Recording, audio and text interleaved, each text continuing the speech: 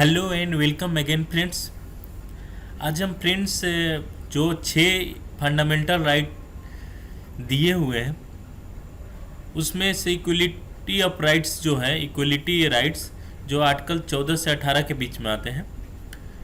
तो आज मैं फ्रेंड्स आर्टिकल 14 देखूंगा, उसके पूरे डिटेल डिस्कस करूंगा, जितने केसेज हुए हैं, ये कहाँ से ओरिजिनेट हुआ, अभी इसका क्या पोजीशन है, उन सब सारी चीज़ों को इस वीडियो में एनालाइज करेंगे। तो चलिए फ्रेंड्स स्टार्ट करते हैं। जैसा कि जानते हैं फ्रेंड्स, आर्टिकल 14 में ऐसा लिखा गया है संविधान में कि state shall not deny to any person equality before the law और the equal protection of law within the territory of India. बोलता है कि स्टेट किसी भी पर्सन को लॉ के तहत या इक्वल प्रोटेक्शन ऑफ लॉ के तहत टेरिटरी का, इंडिया के टेरिटरी के अंदर डिस्क्रिमिनेट नहीं कर सकती है। तो अच्छी बात है कि किसी को डिस्क्रिमिनेशन नहीं मिलेगा, इवन कि फॉरेनर को भी इस लॉ का लाभ मिलता है आर्टिकल 14 का। तो चलिए फ्रेंड्स, मैं इसके बारे में सारे प्रोविजन डिस्कस करते हैं और एक कंटेक्स्ट डिस्कस करते हैं ओरिजिनेट कहाँ से हुआ। फ्रेंड्स, आर्टिकल 14 को रूल ऑफ लॉ भी बोला जाता है। रूल ऑफ लॉ क्यों कहेंगे? क्योंकि ये ऐसा आर्टिकल 14 ऐसा एक आर्टिकल है जो एक संविधान के रूल से ही चलता है। जो रूल बन गए हैं उसी अनुसार ये कार्य करता है। अगर उसमें कुछ चेंजिंग करना पड़े तो उसे अलाउ नहीं किया जाता है, इसलिए इसे रूल ऑफ लॉ के नाम से जाना जाता है। और ये सुप्रीम होता है, कॉन्स्टिट्यूशन के जो भी प्रोपोर्शन है ये इसको सुप्रीम रखता है। और इसे पहली बार रूल ऑफ लॉ कंसेप्ट का मेंशन एवी डाइसे अपनी बुक में द कॉन्स्टिट्यूशन ऑफ इंग्लैंड में ये पहली बार रूल ऑफ लॉ का मेंशन करते हैं। और उसमें कहा जाता है all are equal if anyone do act which is not legally justified then same responsibility and same treatment can be done। इसमें कहा जाता है कि कोई भी व्यक्ति अगर कोई ऑफेंस करता है या कोई एक्ट करता है जो लीगली जस्टिफाइड नहीं है, जो सही नहीं है, कानूनन सही नहीं है, तो उसके जो जस्टिस दिया जाएगा या जो जस्टिस देने वाली बॉडी होगी उसकी रिस्पॉन्सिबिलिटी बनती है कि वो सभी को इक्वल ट्रीटमेंट करें और किसी को डिस्क्रिमिनेशन से फेस नहीं करना पड़े, चाहे वो पीएम हो और चाहे ऑर्डिनरी पर्सन हो। और इसमें कहा गया लॉ इज सुप्रीम, जो कानून है, जो कॉन्स्टिट्यूशन है, वही सुप्रीम है। Anyone if it will be governed और the person which is govern by god is treated equally, या कोई स्टेट हो या पर्सन हो, सब कोई इक्वल ट्रीटमेंट किया जाएगा। और इसी से एक दो कंसेप्ट निकल कर आते हैं रूल ऑफ लॉ का। ईवीएल जिसे इक्वलिटी बिफोर लॉ बोला जाता है और ईपीएल जिसे इक्वल प्रोटेक्शन ऑफ लॉ बोला जाता है। और इसे रूल ऑफ लॉ को देखा कहाँ जाता है हमारे संविधान में? तो पहली बार तो इसे प्रियम्बल में देखा जाता है, जिसे मेंशन किया गया है equality of status and of opportunity to all. मतलब सभी को इक्वल स्टेटस प्रोवाइड किया जाएगा और इक्वल अपॉर्चुनिटी भी प्रोवाइड किया जाएगा। दूसरे जगह कहाँ इसे देखा जाता है? तो इसे फंडामेंटल राइट्स में देखते हैं, जिसे मैं डिस्कस कर रहा हूँ। इक्वलिटी राइट्स प्रोवाइड करने की बात करता है, जो 6 राइट दिए गए हैं। इसमें एक आता है state shall not deny to any person equality before the law और the equal protection of law within the territory of India.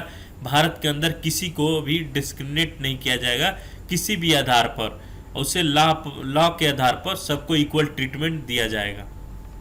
इसे 2 जगह देखने को मिलता है।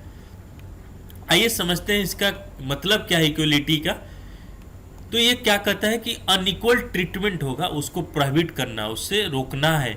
और इक्वलिटी को डिमांड करना है कि सभी को इक्वल ट्रीटमेंट भी दे, लेकिन अनइक्वल ट्रीटमेंट है उसको भी रोकें, क्योंकि इक्वलिटी बिफोर लॉ का कंसेप्ट ही खत्म हो जाएगा जब इक्वल ट्रीटमेंट नहीं मिलेगा। तो आप सोचेंगे कि रिजर्वेशन फिर क्यों देंगे, तो उसको भी देना अनिवार्य है, तभी तो इक्वल में होंगे। Like should be treated A like, हमारे इक्वल प्रोटेक्शन ऑफ लॉ जो यूएस के कंसेप्ट, यूएस कॉन्स्टिट्यूशन से लिया गया यूएस कंसेप्ट है कि मतलब आप 5 साल के बच्चे को 10 साल के बच्चे से कंपेरिजन नहीं कर सकते हो, उसको एक जैसा ट्रीट कैसे कर सकते हो? तो उसके लिए अलग प्रोविजन देना पड़ेगा ना। 5 साल के बच्चे को ज़्यादा बूस्ट देना पड़ेगा, ज़्यादा एनर्जी प्रोवाइड करना, तभी तो 10 साल के बच्चे को compete कर सकेगा। तो ये जो इक्वलिटी बिफोर लॉ ईवीएल का कंसेप्ट है, ये आर्टिकल 41 सब क्लॉज 1 में मेंशन है, वो निगेटिव कंसेप्ट हो जाता है कि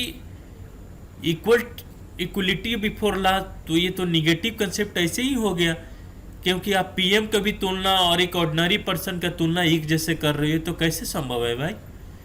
तो equality before law is negative concept and equal protection of law is positive concept which is taken from US constitution. और जो इक्वलिटी बिफोर लॉ है इंग्लिश लॉ है, इंग्लिश कंसेप्ट है, इंग्लैंड का कंसेप्ट है, जिसमें जो लेडी जस्टिस बोलती है, जो आंख में बंधी हुई पट्टी जो औरत पर बांधी रहती है, वो बोलती है कि सबको मैं मतलब किसी को मैं गलत होने नहीं दूंगी। तो ये इंग्लैंड के कंसेप्ट से लिया गया है। अभी इक्वल प्रोटेक्शन ऑफ लॉ जो आर्टिकल 14 सब क्लॉज 2 में मेंशन है, ये क्या है? जैसा कि मैंने बोला अमेरिकन कंसेप्ट है और सब पर एक ही यूनिवर्सल एप्लीकेशन नहीं अप्लाई कर सकते हो, सबको डिफरेंट ट्रीटमेंट देना जरूरी है, तभी तो like should be treated A like, तभी तो compete कर सकते हैं। और जो डिफरेंस क्या है दोनों में, क्योंकि जो इक्वलिटी बिफोर लॉ है वो जेनरिक है, सबके लिए है, लेकिन इक्वल प्रोटेक्शन ऑफ लॉ कुछ स्पेसिफिक प्रोविजन प्रोवाइड करता है। जैसे कि कोई पब्लिक वेलफेयर में कोई अच्छा करना है, तो आप क्लासिफिकेशन एंड डिफरेंशिएशन नहीं करोगे तो कैसे सही हो सकता है? किसी माँ को अगर ट्रीटमेंट करना है, मेटरनल ट्रीटमेंट देना है, तो उसको तो जेंडर स्पेसिफिक उसको तो ज़्यादा ध्यान देना ही पड़ेगा, उसको तो ज़्यादा, क्योंकि उससे बच्चा पैदा करना है, दूध पिलाना है, उसके सेवा करना है, तो उसको मेटर्निटी बेनिफिट का लाभ तो उसी को ज़्यादा देना पड़ेगा। मेंस को तो ट्रीट अच्छा वुमेन के कंपेरिजन में आप इक्वल तो नहीं कर सकते हैं यहाँ, तो इसलिए स्पेसिफिक प्रोविजन करना जरूरी है। तो equal protection of law is good law from which is taken from US constitution. उसके बाद कहते हैं कि ठीक है भाई, तो एक उसको बेसिस कैसे करेंगे भाई? तो एक केसेस दोहराई रेजमेंट में निकल एलिजिबल डिफरेंशिएशन करेंगे, जो सोच पे, जैसे आप 5 साल के बच्चे को 12 साल के बच्चे का एग्जाम सेम कैसे ले सकते हैं? तो रेशनल नेक्सस भी उसका चेंजिंग करना पड़ेगा, रेशनल थिंकिंग चेंज करना, रीजनेबलनेस इस्टेब्लिश करना पड़ेगा, तभी तो आप कंपेरिजन करेंगे। तो उसमें आपको डिफरेंशिएशन का थिंकिंग जो थॉट है उसको अप्लाई करना जरूरी पड़ जाएगा, तभी तो आप किसी को एक जैसा ट्रीट कर सकते हैं। नहीं कि आप 5 साल के जो क्लास 5वां क्लास में पढ़ता है, 12th क्लास के स्टूडेंट है, दोनों का एक ही टेस्ट लीजिए, उसमें आपको डिफ्रेंशिएट करना, कुछ ना कुछ आपको उसको रिजेम्बलेंस करने के लिए कुछ ना कुछ आपको प्रोविजन प्रोवाइड करने पड़ेंगे।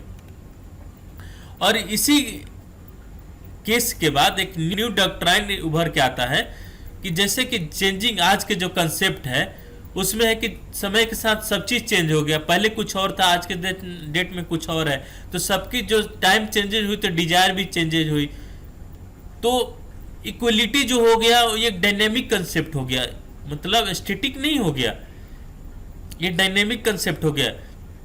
इट कैन नॉट बी क्राइब्ड और कंबाइंड और कंफाइंड विद ट्रेडिशनल लिमिट, मतलब आप किसी एक ही लिमिट में कन्फाइन नहीं कर सकते, आपको उसके कंसेप्ट पर देखना पड़ेगा, ब्रॉडर थिंकिंग लाना पड़ेगा, तभी आप सोच सकते हैं, तभी आप इक्वलिटी की बात कर सकते हैं, तभी एक नेचुरल जस्टिस का कंसेप्ट आएगा। नेचुरल जस्टिस की जहां आर्बिट्रेरियसनेस पूरी तरह खत्म हो, और जहाँ रीजनलेस इस्टेब्लिश किया जाए कि कोई जो रेशनल रीजन लाया जाएगा, जो थिंकिंग लाया जाएगा कि तभी तो आप ट्रीटमेंट इक्वल करेंगे।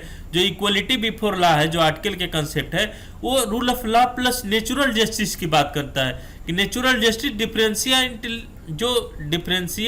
जो डिफरेंस करने का है, जो दिमाग लगाकर इंटेलिजेंसिया का इंटेलिजिबल डिफरेंशिएशिया करते हैं, वो क्यों करते हैं? क्योंकि नेचुरल जस्टिस प्रोवाइड हो। आप 5 साल के बच्चों का 12th क्लास के बच्चों का सेम एग्जाम पेपर नहीं ले सकते हैं, तो इस तरह से आप उसमें डिफरेंशिएशन करते हैं, पॉजिटिव डिफरेंशिएशन, एफर्मेटिव एक्शन लेना जरूरी है इक्वलिटी, सबको इक्वलिटी प्रोवाइड करने के लिए। उसी में एक मेनका गांधी का केस इमर्ज होके आता है कि जो आर्बिट्रेनेस है उसको, जो इक्वलिटी का जो कंसेप्ट है उसमें एक फेयरनेस होना चाहिए कि जो भी आर्बिट्रेनेस है, जो उस पर भी कोई स्टेट अगर कोई आर्बिट्रेनेस करता है और वो रूल ऑफ लॉ से, कंसेप्ट से अगर सही नहीं है तो उसे स्ट्राइक डाउन किया जा सकता है, उसे रिमूव किया जा सकता है। और जो इक्वलिटी प्रोवाइड करने की जरूरी है, फेयरनेस बहुत जरूरी है। और एक कंसेप्ट भी निकल कर आता है, जो reserveness is an essential element of equality and non arbitrariness. मतलब कि जो फेयरनेस तभी लाएंगे जब आप एक एसेंशियल एलिमेंट प्रोवाइड करते हैं इक्वलिटी के लिए। कोई आर्बिट्रेशन नहीं होना चाहिए। अगर वो आर्बिट्रेटरी अगर कोई लॉज और रूल बनाए जाते हैं तो उसे स्ट्राइक डाउन इक्वलिटी प्रोवाइड करने के लिए किया जा सकता है। और ये केसेस जिमर के होकर आई है state of Bombay versus FN बाल्सनारा के केस में, जिसमें ओल्ड डॉक्ट्राइन यूज किया गया था, जो पहले कंसेप्ट था उसे यूज किया गया, लेकिन इसमें कहा गया कि हम इसको टेस्ट के, तो 2 टेस्ट लिया गया, इंटेलिजेंसिया डिफरेंशिएशन, मतलब जो 5 साल के बच्चे और 12th क्लास के बच्चे के जो कंसेप्ट है वो यूज किया गया, और रेशनल नेक्सस यूज किया गया कि आज का क्या विचार है, आज का उस पर क्या हो सकते हैं, जो चेंजिंग डायनेमिक कंसेप्ट है वो भी यूज किया गया।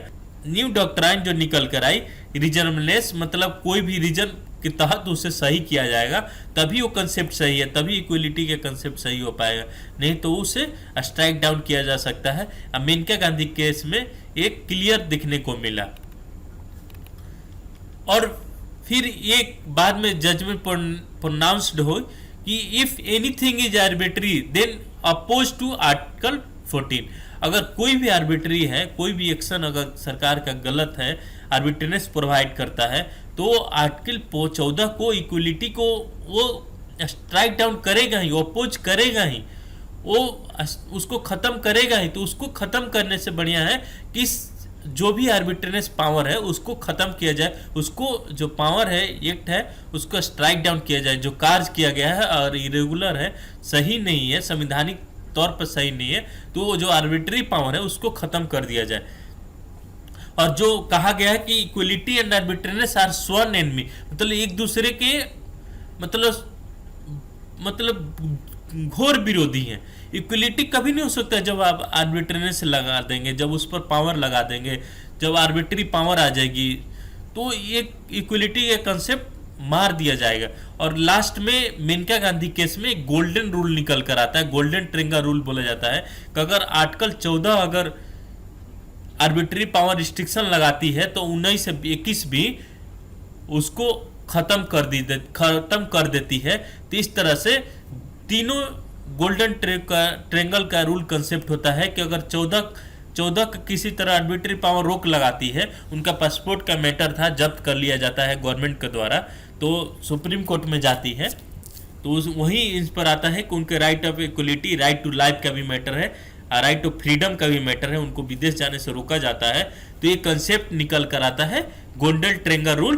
तो इसी में कहा जाता है कि अगर आर्टिकल 14 भी आर्बिट्रीनेस है तो 19 और 21 के लिए आर्बिट्रीनेस है, और उसको जो भी आर्बिट्रीनेस है उसको खत्म किया जाना चाहिए। अगर नहीं ऐसा हुआ तो इक्वलिटी के कंसेप्ट और इक्वलिटी बिफोर लॉ के कंसेप्ट और इक्वल बिफोर लॉ के कंसेप्ट को स्ट्राइक डाउन करते हैं।